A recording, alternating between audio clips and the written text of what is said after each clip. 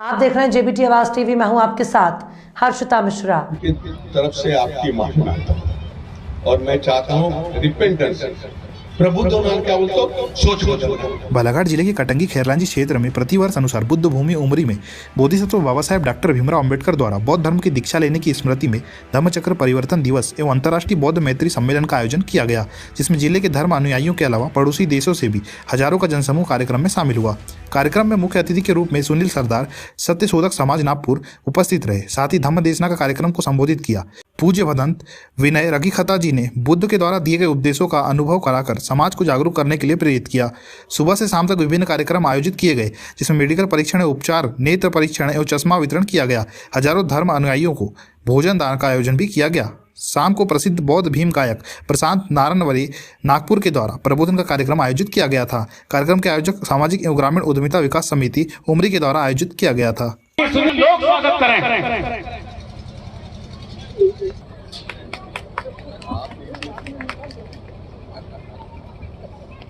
जोरदार तालियां।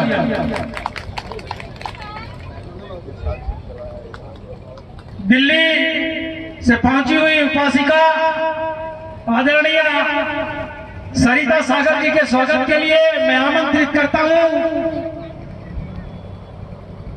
विद्या प्रशांत मेश्राम जी को वे आए और मैडम सरिता सागर जी का स्वागत करें और एक बार फिर से जोरदार तालियां। अपना अमूल्य समय देकर के पहुंचते हैं, अपनी बात रखते हैं और खुशी की बात होती है। मैं इसी कड़ी में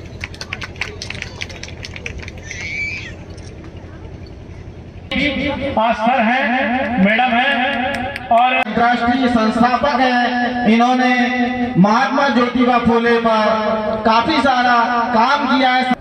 सर को बधाई देते हैं कि उन्होंने हमारा निमंत्रण स्वीकार किया और कटंगी तक चलकर आए। यह हमारे लिए बहुत खुशी की बात है और मैं अपना काफी कम समय लेकर जितना अधिक वक्त हो सके आदरणीय सुनील सरदार सर अंतर्राष्ट्रीय संस्थापक सत्यशोधक समाज को दें, ऐसा मेरा आपसे न रहती है, जहाँ दिल में सफाई रहती है।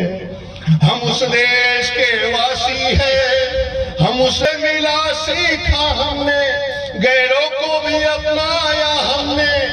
मतलब के लिए अंधे होकर रोटी को नहीं पूजा हमने। लड़ाई रोटी की कभी थी नहीं ना, आज है। रोटी कपड़ा का मकान की लड़ाई नहीं, वो आत्मसम्मान की लड़ाई है। रोटी को नहीं पूजा हमने, रोटी को नहीं पूजा हमने। अब हम तो क्या सारी दुनिया से कहती है, हम उस देश के वासी हैं, हम उस देश के वासी हैं। जिस देश में गंगा बहती है, जिस देश में गंगा बहती है, वो लिखता है। जो दलित की आदमी लिख सकता है, वो दलित की व्यथा लिखता है। ये आदमी दलित की व्यथा लिखता है। और आपको सबको गाना मालूम है, वो गाना बहुत राज कपूर के फिल्म में बहुत फेमस होगा, लेकिन वो अपनी व्यथा लिख रहा है। वो क्या बोल रहा है? जख्मों से भरा सीना है मेरा, हंसती है मगर ये मस्ती नगर। दुनिया, ये दुनिया में तेरे तीर या तकदीर का मारा हूँ, आवारा हूँ, गर्दिश में हूँ, लेकिन आसमान का तारा हूँ। ये दलित ही लिख सकते। या गर्दिश में हूँ, आसमान का तारा हूँ, आवारा। वो कहता है कि हमको मालूम हम कौन है, लेकिन मनुवादी ने हमको चोर, उचक्का, बदमाश, दलित, आउटकास्ट, अछूत बनाया, लेकिन हम वो है नहीं। हमारा सीना जख्मों से भरा है, लेकिन मस्त नजर हमारी हस्ती है। ऐसे आत्मविश्वास के साथ में पैदा होना जो हमारे बाबा साहब के लोग इस दुनिया को बदल देंगे। सिर्फ भारत को नहीं, दुनिया को बदल देंगे। और दुनिया का बदलने का माध्य तुम्हारी उंगली का है। भाई साहब, मैं तुमको सलाम करता हूँ। ये जमीन तो क्या है, ऐसे हजारों एकड़ जमीन तुम्हारे नाम पे आ जाएंगे, तुम्हारे काम में आ जाएंगे। कुछ मत, जमीन के टुकड़ों की लड़ाई हमारी नहीं है। अब लड़ाई चल रही है वहां इजराइल में, 3 धर्मों के लोग लड़ रहे हैं, जू, क्रिश्चियन और मुसलमान। इब्राहिम की औलाद कह रहा था, लड़ रहे हैं। उनका भी सॉल्यूशन तुम्हारे बुद्ध धर्म में, समता में, ममता में, इसमें है। आपको सिर्फ राज्य का नहीं, इस देश का नहीं, विश्व का नेतृत्व करना है। इसके लिए बाबा साहब ने हमको ये धम्म दिया है कि प्रबुद्ध बनो। प्रबुद्ध बनो बोल तो कि पारमिता बोलना नहीं, उसका पालन करना, स्वीकार करना, गाना गाना नहीं, उस गाने को जीना। और पहले मैंने समझता तो मराठी में करो, मराठी में समझता गोंडी में करो, कोलामी में करो, हिंदी में करो, लेकिन ब्राह्मण ने जैसा संस्कृत को किया वैसा हमको नहीं करना है। हमको अपने लोगों की भाषा में कॉन्टेक्चुअलाइज करना है और इस मैसेज को घर घर तक पहुंचाना है। अभी हमारे मित्र ने बाबा इनको जो सिंपल लगता था उन्होंने किया, मोदी साहब ने घर घर में तिरंगा। हमको घर घर में क्या करना है? संविधान पहुंचाना है। क्या करना है? संविधान पहुंचाना है, शब्द पहुंचाना है। कबीर कहते हैं हमको घाव देने वाले शब्दों से बचाना है, झूठ शब्दों से बताना है और सत्य के शब्दों से लाना है। और इस शब्द की कीमया तो तुम शब्द गढ़ना सीखो। हमारा मित्र कहता है वही, वो कहता है हम पहले क्या कहते हैं, पढ़ो लिखो और लड़ो। अब हम कहते हैं पहले लिखो, तुम्हारी कहानी लिखो, इनकी कहानी को लिखो, पढ़ो और लड़ो। अपना इतिहास हम बनाएंगे, हम बना रहे सारा इतिहास हमारे। हर मंदिर के पीछे हमारे बुद्ध के अवशेष मिलते हैं, हर जगह बुद्ध मिलता है, दुनिया में बुद्ध राज करता है। फिर भी हमको बोलते हैं हिंदू है। हिंदू कोई था नहीं, ना है, ना रहेगा। रहेगा तो प्रबुद्ध समाज, रहेगा तो प्रेम करने वाला, जोड़ने वाला समाज। उस जोड़ने वाले समाज के आंदोलन का हिस्सा है। मुझे लाकर यहाँ आकर मुझे बहुत खुशी हुई। मैं आप मेरे से जितना भी मदद कर सकता हूँ। आप ये 10-20 एकड़ जमीन की बात मत करो, आप 1000 एकड़ की बात करो। ये तो आ ही जाएंगे आपके पास, लेकिन आएंगे यहाँ बहुत लोग आएंगे। आपने जो सपना देखा है, जो आदमी सपना देखना बंद करता है वो मर जाता है। इसलिए आपका सपना पूरा होगा। यही हमारी आपके लिए प्रार्थना दुआ है। मैं प्रार्थना करता हूँ। मैं बोलता पूजा मत करो। बाबा साहब ने पूजा कभी की नहीं, कबीर साहब ने पूजा कभी की नहीं, लेकिन हमारे साहब, हमारे लोग पूजा में लग गए। उससे बचाओ लोग और प्रार्थना में लगाओ। उस प्रार्थना में देना दाता, मन का विश्वास कमजोर होना। हम चले नेक रास्ते पे, हमसे भूल कर भी कोई भूल होना। इतनी शक्ति हमें देना दाता। वही कबीर कहते हैं, कबीरा खड़ा बाजार में मांगे सबकी खैर। ना काहू से दोस्ती, ना काहू से बैर। सुमिरन सुरत लगाए के मुख से कछु न बोल। अंदर के पट खोल कर बाहर के पट खोल। अंदर के पट बंद कर बाहर के पट खोल। कहना अब कुछ कहा न जा, एक रहा दूजा गया, दरिया लहर समाए। साच बराबर तप नहीं, झूठ बराबर पाप। जाके हृदय साच है, वाके हृदय। तो प्रार्थना की बात क्या है? सारी तुम्हारी प्रार्थना व्यर्थ है अगर तुम झूठे हो। और साच के बराबर जो तपस्वी 2 साल 3 साल 100 साल करता है, कोई मतलब नहीं। सत्य बोलो, वही तप तुम्हारे घर। इस ग्राम उमरी में, बालाघाट जिले के ग्राम उमरी में विगत 2012 से लेकर के आज तक कार्यक्रम सतत किया जा रहा है। 2012 से लेकर के 12 के बाद में इस समिति ने समाज के लिए एम्बुलेंस दान दिया। दूसरे साल में महिलाओं को सिलाई मशीन का दान दिया। तीसरे साल में डेड बॉडी फ्रीजर वो दान दिए। कई बच्चों को जो एजुकेशन में 80% से ऊपर मार्क्स लेकर के आते हैं, उन लोगों को कभी धम्म ग्रंथ दिया गया, कभी परित्राण पाठ की पुस्तकें दी गई, कभी दान राशि दी गई और शील्ड भी दी गई और प्रमाण पत्र भी वितरित किया गया। यहाँ पर हर साल जो कार्यकर्ता अच्छे कार्यकर्ता रहते हैं उनको भी प्रमाण पत्र दिया गया और मैं भी उनको बड़े तालियों के साथ में उनका स्वागत करता और उन्हें दान भी देते। और जो देता है उसको का कोई मतलब नहीं, पर दान देना सीखो। बुद्ध ने कहा है कि जो दान देता है वही सफल होता है। ये मेरा खासा अनुभव है।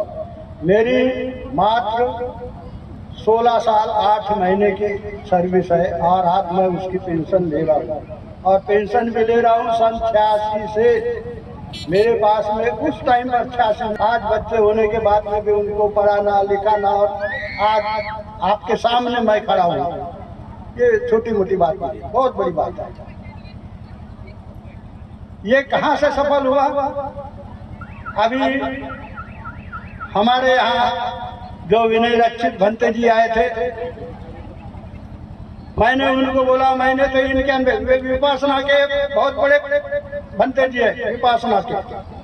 मैं बोला भंते जी मैंने इनके अंदर में विपासना किया था, पर मैंने वहाँ मौन तोड़ दिया था क्योंकि बाबा साहेब और भगवान बुद्ध की छाया चित्र भी नहीं था, कुछ नहीं था, ना उसको पूजा वंदन किया गया, कुछ नहीं। इसलिए मैंने वहाँ विपासना छोड़ दिया और तब से अभी तक विपासना का मैं विरोधी रहा। साफ साफ मैं भंते जी को बोला, भंते जी मैंने बोला आपने कितने सालों से परित्राण पाठ करते आ रहे हो, हमारा समाज क्यों नहीं सुधरा? सर क्या परिचय आपका? मैं सुनील सरदार हूँ, अंतर्राष्ट्रीय सत्यशोधक समाज दिल्ली में है, उनका हेड ऑफिस, और 22 देशों में काम करता हूँ। सर जिस तरह से आज उमरी में अंतर्राष्ट्रीय बौद्ध सम्मेलन का यहाँ पे आयोजन किया गया था जिसमें आप आमंत्रित थे, इसमें बताइए कि जिस तरह से उपासक उपासिकाएं यहाँ पे सम्मिलित हुई थी, क्या गुरु मंत्र लेकर के आए थे? आपने क्या गुरु मंत्र दिया इनको आगे की? मेरा क्या गुरु मंत्र, हमारा एक ही गुरु है, महात्मा ज्योतिराव फूले अम्बेडकर जो है, हमको बाबा साहब ने दिया, पढ़ो लिखो और लड़ो, शिका संघर्ष करा आणि संगठित हुआ। ये मंत्र, वही मंत्र है, दूसरा कुछ नहीं। जैसे हमने जो शब्द के ऊपर डिटेल बोला था कि जो सारा के सारा मामला जो शब्द का है, शब्द ने हमको गुलाम बनाया, बाबा से शब्द ने हमको मुक्त किया, उस शब्द को गढ़ने वाले बनो। जिस तरह से देखा जा रहा है कि चुनाव में भी जिस तरह से समाज को एक अलग दृष्टिकोण से देखा जा रहा है और यह कार्यक्रम आज यहाँ पे आयोजित किया गया था, तो इसमें समाज के लोगों को, बुद्धिजीवियों को अपने इस मंच के माध्यम से क्या संदेश दिया है? मैं अपना जो अपने विचार का आदमी है, फिर वो कोई पार्टी का क्यों न हो, उसको साथ में खड़े रहो, क्योंकि बाबा साहब के फूले के लोग ही इस देश के अंदर क्रांति ला सकते हैं। जो पाखंडी और घमंडी है उसके अंदर से काम नहीं हो सकता। हमने कोई पार्टी का नाम नहीं लिया, हमने यही बोला कि जहाँ हमारे लोग हैं, जहाँ हमारे विचार के लोग हैं, ऐसे लोगों को सामर्थ्य बना दो। जागृत करने, संगठित होने और आगे बढ़ने के लिए जिस तरह का मंत्र यहाँ पे दिया आपने, तो इसमें क्या संदेश देना चाहेंगे आगे के लिए आप? कि भाई सतर्क रहो, क्योंकि अलग अलग हथकंडों से हमारे लोगों को फिर गुलाम बनाने की प्रक्रिया शुरू हो गई है, संविधान को ख़त्म करने का प्रक्रिया शुरू हो गया है और बाबा साहब का नाम लेते हैं और उसका उल्टा काम करना शुरू हो गया है। और उसके लिए हमारे लोगों को सतर्क करना है, प्रबुद्ध बनना है, यानी एनलाइटन होना है। प्रबुद्ध बनना बोल तो कि बुद्धिस्ट बनना है ना, नहीं है वो। प्रबुद्ध मुसलमान भी हो सकता है, बुद्धिस्ट भी हो सकता है, ईसाई भी हो सकता है, इवन हिंदू भी हो सकता है, अपनकार भी हो सकता है। तो प्रबुद्ध बनने की प्रक्रिया में बाबा साहब को पढ़ना पड़ेगा और हमको अपने शब्द गढ़ना पड़ेगा, और अपने शब्द गढ़ने के बाद में इस देश के अंदर राज करने का हथियार को, जैसे बाबा साहब चुना था, उसको आगे बढ़ाना पड़ेगा। Thank you very much sir. जय जय। सर उमरी में जिस तरह से धम्म प्रवर्तन दिवस के उपलक्ष्य में विशाल अंतर्राष्ट्रीय बौद्ध मैत्री सम्मेलन का आयोजन किया गया है, किन उद्देश्यों को लेकर के यह कार्यक्रम यहाँ पे आयोजित किया जाता है और कब से ये कार्यक्रम चल रहा है?